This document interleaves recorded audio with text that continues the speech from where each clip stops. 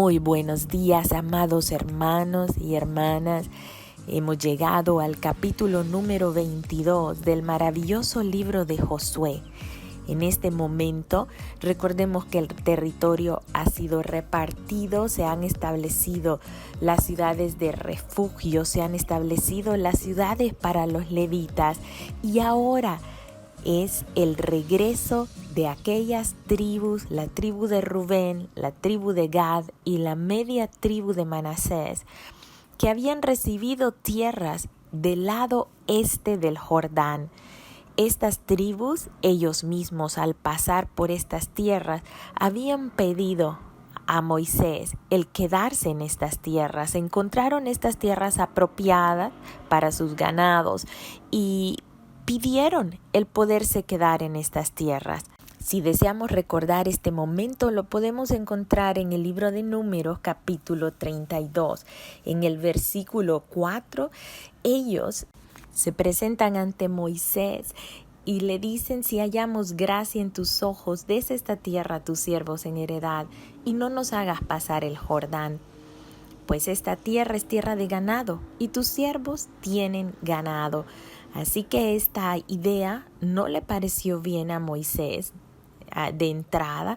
Sin embargo, luego ellos hablaron a Moisés que ellos pasarían con ellos y que irían con diligencia delante de los hijos de Israel hasta haber conquistado la tierra que Dios había prometido. Hasta ese entonces ellos regresarían a ocupar estas tierras junto con sus mujeres y sus hijos, hasta que cada uno de Israel hubiere tomado posesión de su heredad. Y esto le pareció bien a Moisés, así que así hicieron, y durante 7 años aproximadamente que tomó esta conquista, los de las tribus de Gad, de Rubén y de Manasés habían cumplido con lo que prometieron. Y es aquí en el capítulo 22 en donde Josué, como un gran líder, primero les agradece por su conducta, por su fidelidad, por haber atendido con diligencia su promesa. Y les dice: vosotros habéis guardado todo lo que Moisés, siervo de Jehová, os mandó, y habéis obedecido a mi voz en todo lo que os he mandado. No habéis dejado a vuestros hermanos, y habéis cuidado de guardar los mandamientos de Jehová vuestro Dios. Esta es una manera muy especial de agradecerles y de indicarles que es tiempo de regresar a sus casas, es tiempo de tomar sus posesiones del otro lado del Jordán. Pero antes de irse, les recuerda, así como un buen padre a un hijo que se va de casa, le da el mejor consejo que puede y les dice que deben de cumplir con diligencia el escuchar el mandamiento de Dios, de amar a Dios y de guardar sus mandamientos, es decir, de obedecerle. Y es en este orden: es escuchar esa voz de Dios, su voluntad, de amarle de acuerdo a lo que conocemos de Dios, y por amor guardar los mandamientos, sirviéndole de todo corazón y sirviéndole con toda vuestra alma, es decir, con todos vuestros pensamientos, afectos, voluntades. Este es el mismo consejo de vida que Dios nos da a cada uno el día de hoy. Primero, debemos con diligencia conocer la palabra de Dios. Al conocer la palabra de Dios, estamos conociéndole a Él, estamos conociendo sus pensamientos, su voluntad, sus anhelos. Y al conocerle, entonces podemos amarle. Es difícil amar a quien no conocemos.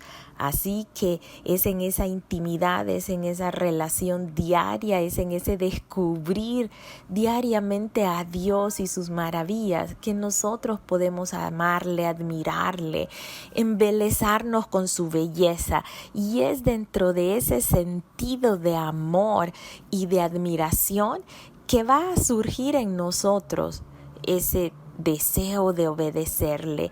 No nos vamos a poder resistir a obedecer a un Dios a quien amamos y de quien conocemos cuánto nos ama y cuánto sacrificio ha hecho por cada uno de nosotros. Seguidamente, Josué les bendice, quizás con esa bendición sacerdotal que encontramos en el libro de Números 6, del versículo 23. Recordemos esa bendición sacerdotal que Jehová habló a Moisés, diciendo que hablara a los hijos de Aarón y estos a sus hijos. Y la bendición sacerdotal dice lo siguiente: Jehová te bendiga y te guarde. Jehová haga resplandecer su rostro sobre ti y tenga de ti misericordia. Jehová alce sobre ti su rostro y ponga en ti paz. Y pondrán mi nombre sobre los hijos de Israel y yo los bendeciré. Qué bendición tan hermosa la que el mismo Señor promueve a Moisés, a Aarón y a cada uno de los líderes a bendecir y a orar por aquellos a quienes se está dirigiendo.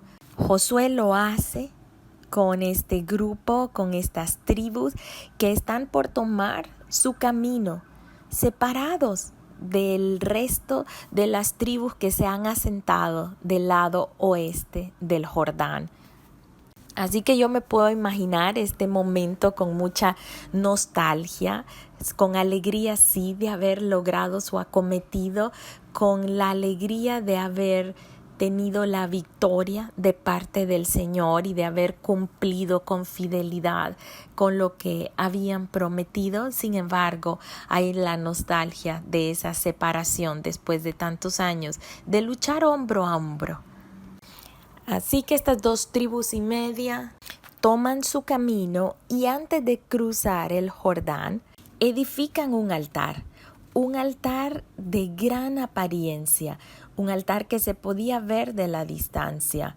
Su idea fue edificar este altar para que sirviese de testimonio que seguían siendo un mismo pueblo, para que los hijos de sus hijos, al preguntarse por qué ellos estaban del otro lado y si eran otro pueblo, si había separación, ellos pudiesen decir que no, que eran un mismo pueblo. Quizás este altar era un modelo en grande del altar del holocausto que Dios había mandado a hacer allí en el tabernáculo y que en este momento estaba asentado en Silo, siendo este el lugar que se había establecido para adoración y realizar cada una de las actividades religiosas establecidas por el Señor.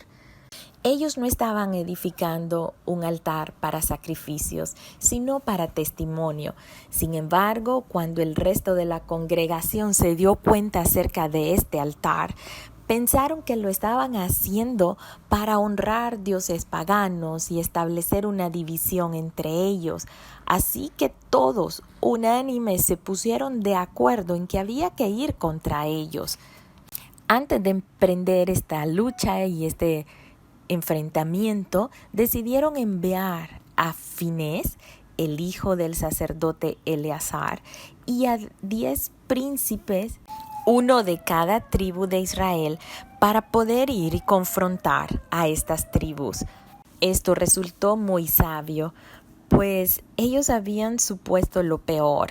Y vemos aquí un ejemplo de una manera sabia para resolver conflictos y no reaccionar antes de conocer verdaderamente los hechos. Al ir a estas tribus, pudieron descubrir Finés y los demás que sus intenciones no eran como ellos habían pensado, que no era una rebeldía en contra de Dios, de prevaricar contra Dios, es decir, de faltar conscientemente a los deberes que Dios había establecido. La manera en que esta comitiva se presenta ante esas 2 tribus y media es haciéndoles reflexionar acerca de 2 acontecimientos pasados en los que la rebeldía contra Dios había traído como consecuencia la destrucción y la muerte que había afectado a todo el pueblo. Esto nos muestra claramente que un pecado no solo afecta al pecador, sino a muchas personas que están a su alrededor. En este caso, ambos casos que ellos presentaron, afectó a todo el pueblo de Israel. Los acontecimientos mencionados hacen referencia al libro de Números, capítulo 25, del versículo 1 y 18, que fue aquella ocasión cuando se vio que Balaam había influenciado a las mujeres moabitas a seducir a los israelitas, ya que Balaam no había podido maldecir al pueblo de Israel. Al contrario, lo había bendecido por dirección oportuna de Dios. Sin embargo, sus intenciones siempre fueron malas. Aunque de su boca salía bendición, en su corazón estaba el poder traer maldición al pueblo de Israel, y supo cómo hacerlo. Balaam estableció un plan de seducción con las mujeres moabitas para que los hombres israelitas, a verse atraídos sexualmente hacia estas mujeres, muy pronto se verían enredados no solo en pecados sexuales, sino en pecado de idolatría y paganismo, lo cual traería como consecuencia la ira de Dios y su juicio. Y así sucedió. Fueron aproximadamente 24,000 personas que murieron con una mortandad muy grande por una peste, por haber caído ante esas garras de la seducción. Vemos cómo de manera sutil el enemigo va socavando las bases de todo un pueblo que ha caminado de la mano de Dios. Pero ante esas tentaciones y pecados sexuales, rápidamente estaban enredados en idolatría y en paganismo, y esto trajo como consecuencia esa maldición que no fue capaz de proferirla con su boca, pero que sí por sus acciones ellos mismos la atrajeron a sus vidas. Debemos tener mucho cuidado con ceder a las tentaciones, sabiendo que no es en sí la tentación el fin último. Es enredar nuestros corazones y nuestros sentimientos de manera que nos apartemos de Dios. Y cuando cedemos a una tentación, veremos que muy pronto estamos enredados en un sinnúmero de pecados cuyo fin último es distanciarnos de nuestro Dios y prevaricar contra Él, es decir, faltar conscientemente a los deberes que como sacerdotes e hijos de Dios cada uno hemos adquirido. El otro acontecimiento que se les recuerda a estas 2 tribus y media es el de la historia de Acán, el cual encontramos en Josué capítulo 7, en donde Acán tomó un anatema, algo que era prohibido y que vino a contaminar como un material radioactivo a toda la nación de Israel, perdiendo una batalla que supuestamente iba a ser sencilla, pero sin la ayuda de Dios, ellos cayeron presos en sus manos. Y al final, Acán, junto con toda su familia y todas sus posesiones, fueron destruidos y consumidos totalmente. Ambos ejemplos recordados ante el creer que estas tribus estaban haciendo lo incorrecto, vienen a servir a cada uno de nosotros a que cada historia que nosotros encontramos en la Biblia debe representar un espejo, un reflejo de las consecuencias que podemos nosotros enfrentar al ceder a la tentación y poder involucrarnos en el pecado. Este conflicto se resolvió favorablemente, pues las intenciones eran buenas. Me llama mucho la atención la figura que representa Finés, el hijo del sacerdote Eleazar. Él, como sacerdote, tomó ese lugar de autoridad para hacer ver a estas tribus que estaban cometiendo un error cuando él pensó que lo estaban haciendo, y no solo irlos a acusar, sino darles una salida, pues él hasta les dice tratando de convencerlos. Si ustedes creen que esta tierra a la que van a pasar es una posesión contaminada, es una posesión inmunda, entonces vénganse, no se aparten de nosotros, tomen posesión entre nosotros, pero no se rebelen contra Dios, no se rebelen contra nosotros, edificando un altar además del altar de Jehová nuestro Dios.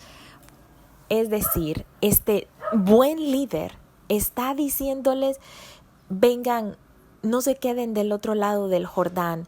Mejor reducimos los territorios que nosotros estamos tomando posesión y los distribuimos entre ustedes también.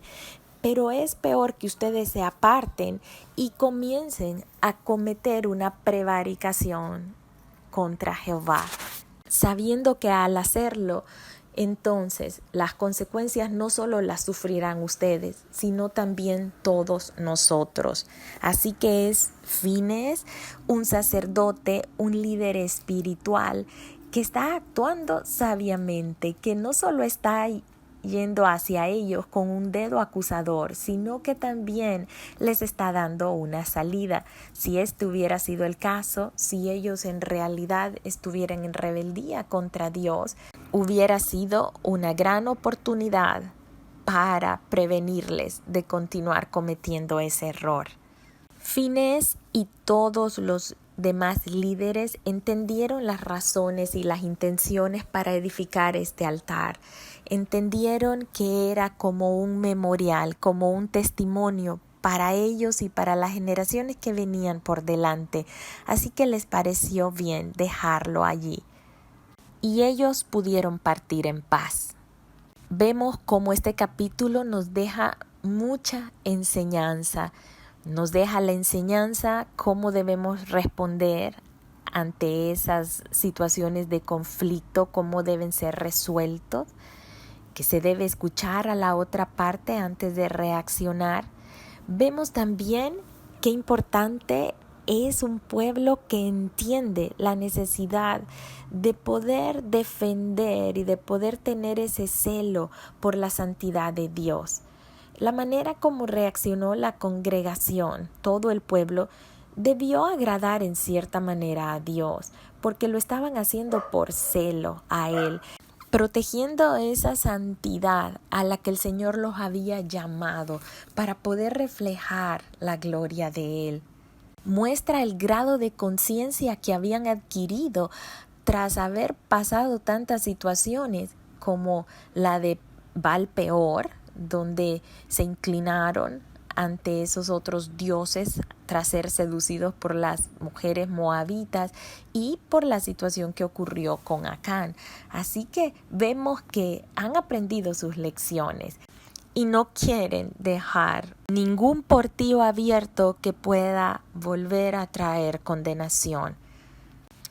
Nos queda esa gran reflexión acerca de poder confrontar, pero hacerlo cuando estamos dispuestos a ayudar, cuando estamos dispuestos a sacrificar algo por ayudar a los demás, no solo por señalarles. ¿Y qué decir de ese ejemplo de esos dos líderes? Josué, como el líder de la nación, la manera en cómo él agradece, cómo él exhorta y cómo él bendice a los demás. Y luego tenemos a Finees como un líder espiritual, su manera tan sabia de venir a confrontar para cortar de raíz cualquier pecado que esté buscando enseñorearse del pueblo. Siempre me queda cierta duda si el quedarse del otro lado del Jordán fue la mejor decisión o no. Estar alejados de ese centro de adoración establecido por Dios, estar alejado del resto de las tribus, el que hubiese un río de distancia entre unos y otros. Recordemos que el Jordán viene a representar esa muerte y esa resurrección de Jesucristo. Y de alguna manera el quedarse separados o aislados les hace más vulnerables ante toda corriente de este siglo. Pongámonos a pensar muchos años después, cuando Jesús cruza el mar de Galilea y va allí al lugar en donde se encuentra con el endemoniado Gadareno. Gadareno viene de Gad, o sea que estas tribus ciertamente se quedaron del lado este del Jordán. Cuando Jesús atraviesa el mar de Galilea, viene a estas regiones y se encuentra con un lugar en donde hay un endemoniado que vive en los cementerios, que vive en los sepulcros, y también se encuentra con que están en este lado criando cerdos. Pues fue ahí en donde esos demonios fueron enviados a un gran hato de cerdos. Así que podemos imaginarnos que para las tribus establecidas en este lado del Jordán ya no estaban siguiendo precisamente la ley que se regían los demás judíos, en la que los cerdos son considerados animales inmundos. Les dejo este último pensamiento para reflexionar. Muchas veces nosotros queremos acudir a Dios y queremos apelar a una voluntad permisiva de Él y no a su voluntad perfecta. La voluntad perfecta de Dios es que estemos unidos como sus hijos, como su pueblo, como un solo cuerpo. Su voluntad perfecta es que todos atravesemos el Jordán, es que todos nos identifiquemos con esa muerte, con la sepultura de Jesucristo y con su resurrección, y que vivamos una vida en que podamos reflejar el resplandor de su gloria a través de cada uno de nuestros pensamientos, nuestras acciones, nuestra conducta y nuestro comportamiento, resultando de nuestro amor hacia Él. La voluntad de Dios es buena, es agradable y es perfecta. Conociendo su palabra, conoceremos su voluntad y actuaremos de acuerdo a ella. Que Dios les bendiga, les amo mucho.